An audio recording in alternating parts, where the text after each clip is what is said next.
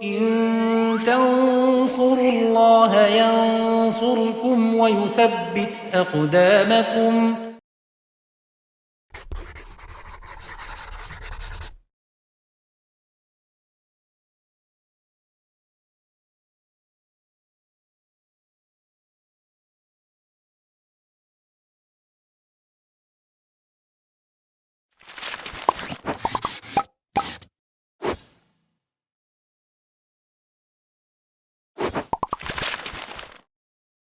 Bismillahirrahmanirrahim. Alhamdulillah wassalatu wassalamu ala Rasulillah wa ala alihi wa sahbihi wa man tabi'ahum isanin ila yaumiddin, amma ba'd. Pemirsa UBT2 rahimani wa rahimakumullah. Kita lanjutkan pelajaran kita masih bersama kitab Al-Muqaddimah Al-Hadramiyah karangan Syekh Al-Alamah Abdullah bin Abdurrahman Bafadl rahimahullah taala. Pelajaran fikih ibadah dan madzhab Syafi'i. Kita masih pembahasan sholat Jum'ah, ya, khususnya syarat sah sholat Jum'ah. Al-Musannif di ibarat sebelumnya sudah kita bahas. Beliau mengatakan lil Jum'ati syurutun zawaidu. Sholat Jum'ah memiliki syarat-syarat tambahan, yaitu dari syarat yang telah ditetapkan untuk sahnya sholat. Maka untuk sholat Jumat ada syarat tambahan. Al-awalu waktu zuhri, yaitu dikerjakan di waktu zuhur. Fala tuqda Jum'atun, dan sholat Jumat tidak diqadha. Fala dhaqa al-waktu ahramu bi zuhri, sehingga ketika waktunya sempit maka mereka melakukan sholat zuhur. Tapi kemudian yang kedua, asani antuqama fi khittati balatin aw qaryatin.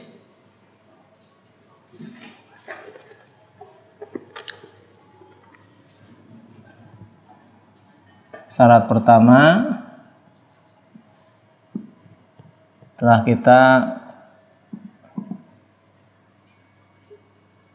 kita bahas, yaitu waktu zuhri. Waktu az-zuhri. Yang kedua, antuqama fi khittati baladin. Dikerjakan fi khittah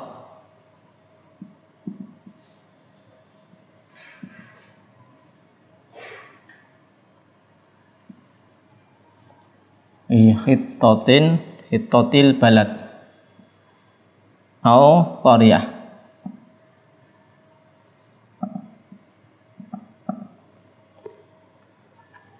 Jadi agar sholat Jumat sah, ini dikerjakan di khittah balad, itu tempat bangunan-bangunan atau di pemukiman, ya, baik itu di pemukiman balad kota atau qaryah ataupun desa, yang penting di situ di pemukiman, yaitu di area yang di situ, ya, di antara pemukiman, ya, yang ini merupakan area yang termasuk masih di balad tadi, yaitu area yang orang musafar, kalau orang safar tidak boleh qashar di situ. Area yang kalau dia orang safar qashar di situ tidak boleh. Karena apa? Masih di area balad tadi, ya. Dan apakah harus di masjid? Tidak, ya. Meskipun tidak di masjid bisa. Ya, jadi di tempat pemukiman, di area pemukiman, di area satu negeri daerah, ya, yang masih di area tersebut, sehingga ketika ada orang yang safar imam qashar belum boleh, karena belum keluar area balad tadi. Bisa balad atau qaryah, dan bangunan-bangunan ini bisa macam-macam, bisa dari bangunan batu ataupun dari kayu, yang penting dia pemukiman, ya. Yang penting dia ada pemukiman. Ya, dan ini ditunjukkan oleh riwayat bahasanya Nabi sallallahu alaihi wasallam dan para sahabat tidaklah sholat kecuali di tempat seperti itu, ya. Dan kabilah-kabilah Arab mereka tinggal di sekitar Madinah, sekitar kota Madinah, dan mereka tidak melakukan sholat Jumat di tempat-tempat tersebut. Dan Nabi SAW tidak memerintahkan mereka untuk sholat di tempat-tempat mereka, karena itu bukan pemukiman. Ini kabilah-kabilah Arab. Ya. Jadi ya sholat Jumat itu ditunaikan di pemukiman. Ini syarat yang kedua ya. Bisa balad, bisa qaryah. Ya. Kemudian di Busyra Al-Karim disebutkan lau ta'addadat mawadhi mutaqaribah, jika ada area yang beberapa area yang berdekatan tapi masing-masing ini terbedakan dengan namanya, maka masing-masing punya hukum tersendiri. Ya. Ya. Falikulin hukmuhu in udda ma'adzalika kullu qaryah mustaqilah urfan, jika memang dia teranggap satu desa tersendiri. Baik. Kemudian keluar dari kata-kata abniyah ya, dari pemukiman bangunan adalah khiyam. Khiyam yaitu perkemahan. Ya, perkemahan. Ini tidak ada kewajiban, tidak sah. Misalnya ada orang pergi ke satu tempat, ke hutan ataupun gunung, kemudian berkemah di situ, maka tidak sah kemudian melakukan sholat Jumat di tempat tersebut, karena itu bukan pemukiman, bukan abniyah. Ya, ini tidak sah. Kecuali jika orang-orang tersebut mendengar seruan azan Jumat ya, dari negeri atau tempat kampung yang diselenggarakan sholat Jumat, maka dia wajib untuk menghadirinya. Tapi kalau dia tidak mendengar, posisi di non pemukiman, maka tidak sah sholat Jumat, maka sholatnya sholat zuhur. Demikian pula kalau kemahnya di pemukiman. Jadi kemah ini, tenda-tenda ini tidak sah untuk disuruh sholat Jumat jika memang ini di luar pemukiman. Tapi kalau buat tenda di dalam pemukiman, ya tetap juga orang-orang di situ wajib melaksanakan sholat Jumat dan sah karena di area pemukiman. Baik, kita masuk di syarat yang ketiga. Musannif rahimahullah mengatakan asalisu alla yasbiqaha wa la yuqarinaha jum'atun fitil kalbalad illa li'usril ijtima'i, kecuali jika sulit berkumpul jadi satu. Syarat ketiga,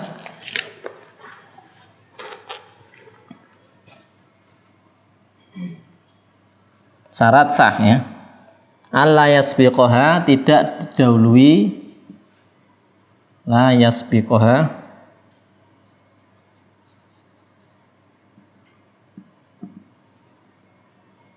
wala yuqarinaha,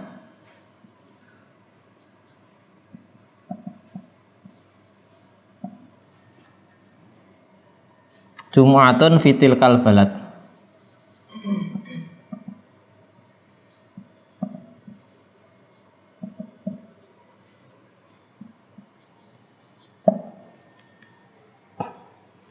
Ya. Illa li'usril ijtima', kecuali jika susah untuk jadi satu. Li'usril ijtima'.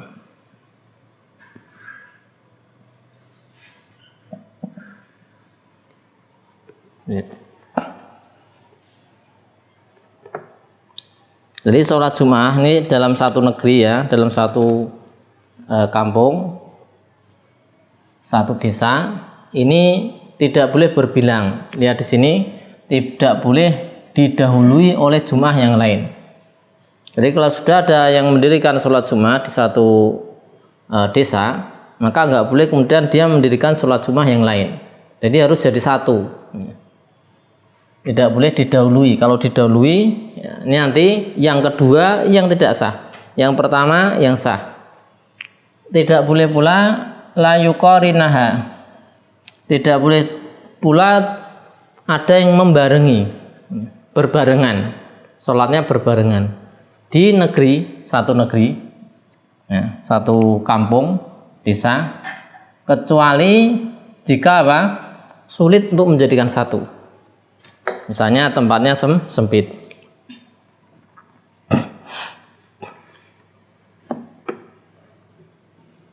Ya. Kecuali apa? Sulit jadi satu. Ya, di antara dalilnya adalah bahasanya sholat Jumat, ya, di zaman Nabi Sallallahu Alaihi Wasallam dan Khulafaur Rasyidin dan juga di masa tabi'in tidaklah ditegakkan, diselenggarakan kecuali di satu tempat, satu negeri, satu saja. Di zaman Nabi Sallallahu Alaihi Wasallam, Khulafaur Rasyidin radhiyallahu anhum dan para tabi'in rahimahullah ta'ala itu sholat Jumat di satu tempat, ya. Dan dulu di satu negeri itu ada nama masjid besar, nah, dinamakan Masjid Jami. Masjid Jami ini Masjid Jami', ya, Masjid Jami' ini digunakan untuk sholat Jumat di situ. Adapun masjid-masjid lain hanya digunakan untuk sholat 5 waktu, tidak untuk sholat Jumat. Sehingga dia bersatu ketika sholat Jumat dalam satu masjid, ya, disebut Masjid Jami'. Ini diantar dalilnya seperti itu. Juga ada riwayat Bukhari Muslim dari Bunda Aisyah radhiyallahu anha, beliau mengatakan kana nasu yantabuna yaumal jum'ah min manazilihim wal awali. Bahasanya orang-orang kaum muslimin mereka yantabuna datang, ya, marotan bata marotin, jadi dia datang silih berganti dari tempat-tempat mereka, ya, dari tempat-tempat tinggal mereka.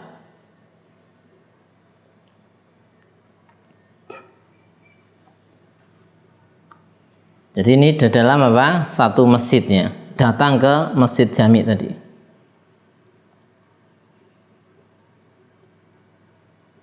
Ya, jadi ini menjadi dalil bahasanya hanya boleh dalam satu negeri Jumatan hanya satu tempat, satu kali saja. Di antara hikmahnya adalah kalau mencukupkan dengan satu tempat itu lebih bisa mengantarkan pada tujuan. Sholat Jumat di antara tujuannya apa? Menampakkan syiar, ya, menampakkan syiar berkumpulnya kaum muslimin, ya, dan bersatunya kalimat, ya. Berbedanya kalau Jumatan di beberapa tempat padahal itu dalam satu daerah yang sama, maka ini justru akan menunjukkan perpecahan jika memang tadi masih bisa dijadikan satu. Apakah boleh berbilang? Boleh ketika apa? Sulit untuk dijadikan satu, ya, sulit dijadikan satu. Misalnya jumlahnya banyak, masjidnya tidak cukup, maka boleh kemudian tambah Jumatan lagi masjid yang lain sesuai dengan kebutuhan, ya, sesuai dengan kebutuhan. Kalau cukup untuk 2 masjid saja, cukup dengan 2 masjid, nggak boleh dia nambah lagi Jumatan 3 masjid karena kebutuhannya 2 masjid, ya. Dan kalau cukup 1 masjid, nggak boleh dia kemudian menyelenggarakan Jumat di masjid yang kedua, maka tidak boleh. Kalau sampai terjadi 2, ya, sampai terjadi apa? 2 Jumatan, maka yang pertama yang sah, yang kedua yang tidak sah. Nah, bagaimana kalau kemudian, ya, kemudian bareng, ya. Ya, ini kita lihat rinciannya.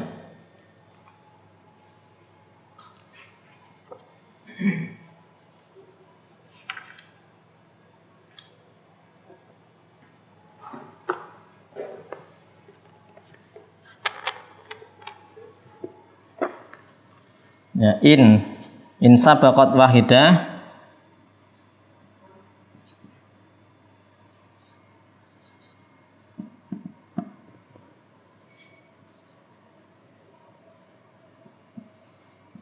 jika ada salah satu yang mendahului padahal tidak sulit ma'a adami usril ijtima'.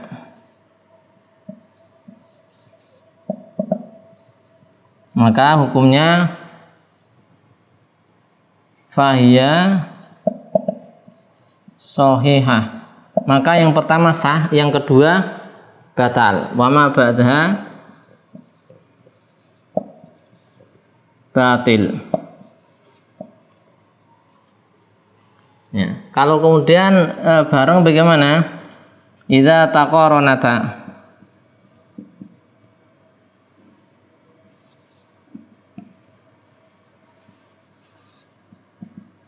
Maka fahuma batilatan. Keduanya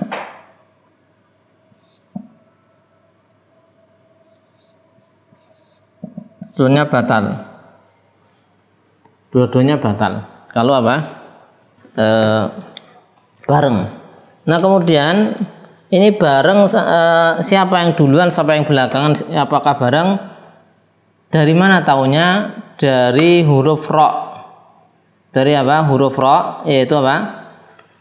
Ketika mengucapkan takbiratul ihram, Allahu Akbar. Ra-nya duluan mana? Ya, ra-nya yang duluan itu yang sah. Ra-nya yang belakangan berarti yang kedua tidak sah.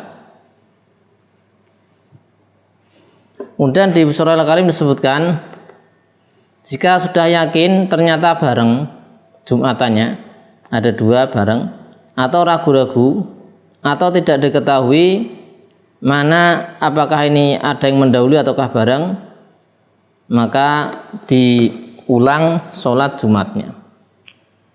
Diulang sholat Jumatnya jika waktunya cukup.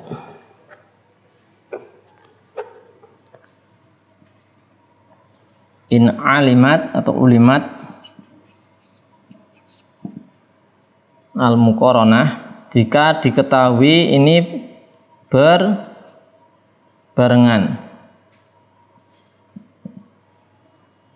atau ragu-ragu, ausyak fiha, ragu-ragu ini bareng atau tidak, atau tidak diketahui lam yu'lam sabkun, apakah dia didahului atau muqaranah atau berbarengan, maka uidat diulang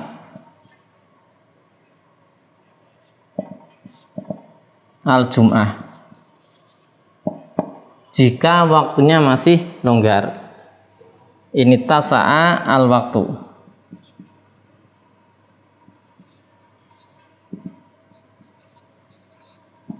Nah, jadi berarti harus yakin kalau tidak apa? Ya. Yakin tidak ada yang mendahului atau tidak berbarengan. Karena di sini jika dia yakin bareng atau ragu-ragu atau tidak diketahui, berarti kan harus diketahui. Kalau atau tidak diketahui ini bareng atau didahului atau berbarengan, maka diulang. Kalau waktunya cukup, Jumatan lagi. Berarti jadi satu. Ya, tapi kalau waktunya tidak cukup, maka dia sholat zuhur. Ya, dia apa? Sholat zuhur. Tapi demikian, ini untuk syarat yang ketiga. Untuk yang keempat, insya Allah kita baca di sesi berikutnya. Shallallahu ala sayyidina Muhammadin wa ala alihi sahbihi wasallam. Alhamdulillahirabbil alamin.